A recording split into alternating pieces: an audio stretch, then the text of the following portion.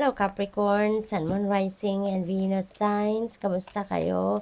Sana po'y nasa mabuti kayong kalagayan. Welcome back po sa Star Tarot. Kung bago kayo rito, welcome din kayo. Thank you sa inyong support. I truly appreciate it. God bless you all. Kaya mukhang lahat ng ito ay para sa'yo. Kaya kunin natin silang lahat. Ayan, so, unang mensahe ninyo, yung bumaliktad na, Capricorn, discord among friends or family. So, baka meron kayong mga kaibigan or kapamilya ngayon na hindi nagkakaintindihan, naghiwalay ng hindi nagkausap ng maayos, no? Baka meron mga disagreement kayo, may mga hindi kayo pinag-agrihan na mga bagay-bagay, no? What else? We have arrow. You are on the right path regarding some aspect of life. Ayan. So, siguro, assurance din ito sa inyo ng spirit na wag kang mag-alala. You are on the right path. Tama lang yung daan na pinupuntahan ninyo sa ngayon. Probably then, this is answer sa inyo. Baka kasagutan nito sa inyong tanong. Baka meron kayong hinihinging guidance kung nasa tamang daan nga kayo or kung tama ang decision ninyo. No? Maaring ganun ang ganap dyan. We have Ram, stubborn and aggressive person. Ayan, so maybe you are dealing with this kind of person sa ngayon. Sutil, agresibo pa, siya pa yung galit. Maaring ganun. We have Cup, you should accept valid criticism. Ayan, kasi talaga, no, yung mga criticism na ganyan, yan din ang nakakapag-inspire sa atin.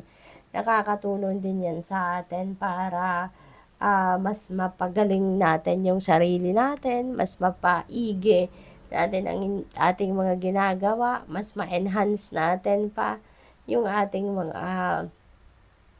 ginagawa, diba? Parang ito yung nagiging push natin, yung mga criticisms na yan na nagpo-push sa atin para mas maging magaling pa tayo. So we have finger warning you of a problem either now or in the future. Ayan, so magandang meron kayong ganyan na nawawarningan kayo kasi mapag-iisipan din ninyo yan, ano? You can also be cautious sa mga gagawin ninyo, sa mga steps na gagawin din ninyo moving forward, 'di ba? Kaya mag-isip ng mabuti before you make a decision or before you jump into a conclusion. Kailangan siguro inalam nyo muna ang lahat, 'di ba? As much as possible. Para na sa gayon, wala talaga kayong pagsisihan o wala kayong problema. Crack cup, dissatisfaction with life. Kaya maraming, isa na dito, ito, no, yung discord na to sa inyong pamilya or sa inyong mga kaibigan. Isa na yan sa mga mararamdaman siguro ninyong mga dissatisfaction sa buhay. Kasi nga, baka frustrated din kayo sa ginawa ng mga taong ito sa buhay ninyo. Diba? Maaring yun din na naging dahilan kung bakit kayo nagkaroon ng paghihiwalay, hindi pagkakaintindihan. Yung handshake, a meeting with a stranger could be important. And may makikilala kayong bagong tao. And this person is going to play a significant role sa inyo in a matter of time, no? What else? We have final period of frustration and lessons to be learned. Ayan. So, feeling ko talaga, no? Hindi lang dito kayo na-frustrate sa mga kaibigan ninyo or pamilya. Baka din dito, no? Sa aggressive person na to, sa stubborn person na ito. Doon kayo mapo-frustrate. Possible din, Capricorn, na yung discord ninyo dito is with this person. No? Talagang siguro, this person got in under your skin, ano? Kaya siguro bad trip kayo. We have dog barking, advice from a friend. Yan, maaaring yung advice na to, this is the valid criticism sa inyo, no? Yung kaibigan ninyo. Ito magbibigay niyan sa inyo.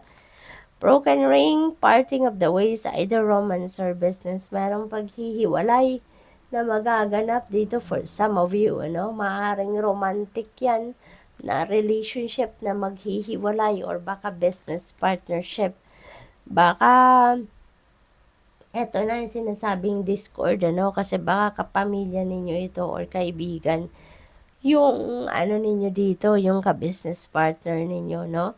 What else? We have kahit vacation, tama. Magbakasyon muna kayo, magpahinga muna kayo, step back muna kayo sa mga ganap sa buhay ninyo kasi parang hindi masyadong maganda, no, mga kaganapan. Kaya, pahinga muna kayo. Putulin nyo muna yung momentum na nabibuild ngayon sa energies ninyo at magbakasyon kayo. Magpahinga. Okay? Magano kayo, mag-rejuvenate and recuperate muna kayo. We have peacock, beware of great pride. Ayan. So, maaari din kasi culprit din yung pride natin eh. 'Di ba? Minsan kapag pinaandar natin yung pride, ay nako, yung mga paghihiwalay na yan, pag-aaway na yan, yan ang nagiging sanhi, no? Ng ano, ng mga ganyang bagay, yung pride. Minsan din, kunyari hindi talaga maiiwasan, kailangan maghiwalay, nagkakaaway talaga dahil alam mo na, tao lang tayo, hindi napipigilan yung mga galit paminsan. Minsan din, yung pride din ang pumipigil para magkaayos, para magkausap din, hindi ba? Kaya beware of great pride, no, na sana hindi ito yung mamayani sa puso at sa isip ninyo sa ngayon. We have box, you will receive a gift. Ayan, maganda. No, merong sorpresa din na paparating sa inyo dito. It could come from kung sino man na magraregalo sa inyo dito. So, what else? You have feather. Someone you know is undependable and insincere. Ayan. So, siguro, ito na yun. No? Ito na yun. Si Ram, Mais, kung sino man yan. No? Itong sa broken ring, baka yung insincere and undependable na ito, yung person ninyo or yung business partner ninyo, diba? So, depende sa inyong sitwasyon. Career. Ayan. Maaaring ang paghihiwalay na ito sa negosyo ay maaaring ito yung magpupush sa inyo para magkaroon kayo ng change sa career path ninyo, no? Baka may bagong karera kayong tatahakin sa ngayon. We have cobweb, protected from negative forces beyond your control. Ayan, so this is good. Meron kayong protection, no, from the divine universe and the rest of your spirit team. Poprotektahan kayo from these negative forces, no? Lalo-lalo na hindi ninyo ito kontrolado. Kaya rest assured, no? Lahat ng bagay talaga nangyayari for a reason, no? Lahat ng yan, yung mga negative energies na yan, may rason yan kung bakit nandiyan yan sa buhay ninyo sa ngayon. Pero wag kayong mag-alala, wag kayong matakot, no, sa mga sitwasyon na yan. Kasi protektado kayo, no? There is a promise sa inyo, ang universe, na you are protected. So, good luck. Thank you for watching Love and Light. Namaste.